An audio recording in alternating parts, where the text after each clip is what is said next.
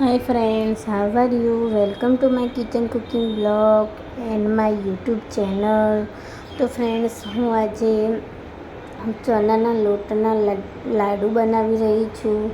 તો મને એવું થયું કે તમારી સાથે હું શેર કરું. આ ચણાના લોટના લાડવા એ શિયાળામાં ખાવાથી બી પણ મસ્ત લાગે. અને ફ્રેન્ડ્સ, આ વિડીયો જોવા માટે તમે લાસ્ટ સુધી જોજો. અને વિડીયો ગમે હોય તો લાઈક ઓર શેર કરી દેજો, સબસ્ક્રાઈબ કરી દેજો, કોમેન્ટ કરી દેજો. તો મેં અહીંયા સૌ પ્રથમ એક તવરી લઈ લીધી છે, ગેસ ઓન કર્યો છે. પછી મેં અહીંયા 6-7 ચમચી જેટલું તેલ એડ કર્યું છે. આપણે તેલનું પ્રમાણ થોડુંક ઓછું રાખવાનું છે. જો લોટ વધારે પડી ગયો હોય તો તમે ઉપરથી ઘી એડ કરી શકો છો. તો મેં અહીંયા 1 વાટકી જેટલો ચણાનો લોટ લીધો છે. અને આપણે એકદમ શેકાઈ જાય એ રીતના આપણે તવરીમાં શેકવાનો છે મસ્ત. અને ધીમે ધીમે હલાવતા રહેવાનું છે. અને જો ઘીનું પ્રમાણ ઓછું હોય તો તમે એડ કરી શકો છો એમાં. તો આપણે સારી રીતના એને હલાવી દઈએ અને એની સ્મેલ આવી જાય એટલે આપણને ખબર પડી જાય કે કમ્પ્લીટ થઈ ગયું છે. તો તમારે એ બધું સારી રીતના હલાવી દેવાનું છે.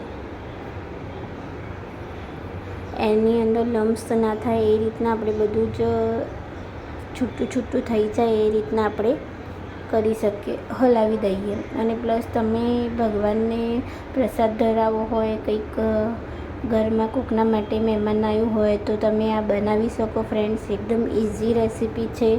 તો મને અહીંયા થોડુંક ઘી ઓછું લાગ્યું છે તો મેં ઘી લીધું છે અને ધીમા ગેસે મેં એને શેકવા દીધો છે.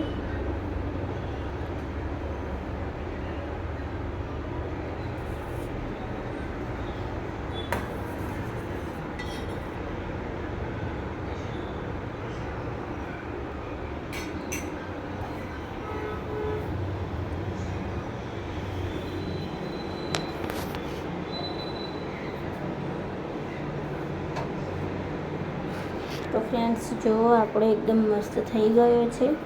હવે આપણે એમાં કાઢી દઈશું એક બાઉલમાં. અને ઠંડો પડે એટલે પછી આપણે એમાં બોલ્સ બનાવી દઈશું, એટલે મીન્સ કે લાડુ બનાવી દઈશું.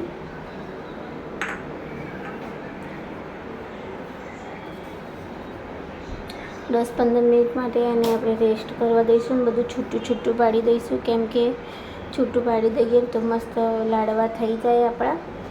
તો ફ્રેન્ડ્સ, જુઓ 15 થી 20 મિનિટ થઈ ગઈ તો મસ્ત છૂટું પડી ગયું છે. તો હવે આપણે આના લાડવા બનાવી દઈશું.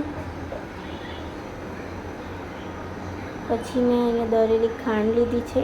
એ દળેલી ખાંડ એડ કરવાની છે. તમારે મિક્સરમાં એડ કરી દેવાની તો મસ્ત થઈ જશે એની અંદર બધું. અને તમે આ ખાંડ લીધી તો તમને એવું થાય કે ભાઈ મારે ચણાનો લોટ થોડોક પ્રમાણની ખાંડ વધારે પડી ગઈ છે, તો તમે ઉપરથી ફરીથી શેકીને તમે પાછું એડ કરી શકો.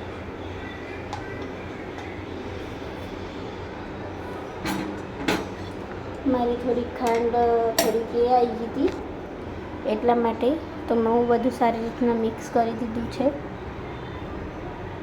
થોડીક વાર બહાર ખાંડ પડી રહી હોય એટલે ઘોઘળા બાચી ગયા હતા તો મેં એને હાથથી એને ભોગી નાખી છે. અને જો મસ્ત લાડવા બનાવી દીધા છે મેં. એના થોડા ઘીવાળા હાથ કરી દેવાના અને પછી આપણે લાડવા કરી દેવાના. તો તમે રક્ષાબંધનની મીઠાઈમાં બી તમે આ બનાવી શકો છો. પ્લસ તમે કોઈ ગેસ્ટ આવેલું હોય કાં તો કંઈક તમારે ભગવાનને પ્રસાદ ધરાવવો હોય તો તમે આ બનાવી શકો છો. તો ફ્રેન્ડ્સ, આ વિડીયો કેવો લાગ્યો હોય તો તમે લાઈક ઓર શેર કરી દેજો, સબસ્ક્રાઈબ કરી દેજો, કોમેન્ટ કરી દેજો, બેલ આઇકન પ્રેસ કરી દેજો તો આવનાર વિડીયો તમારી સાથે પહોંચી શકે. ધન્યવાદ.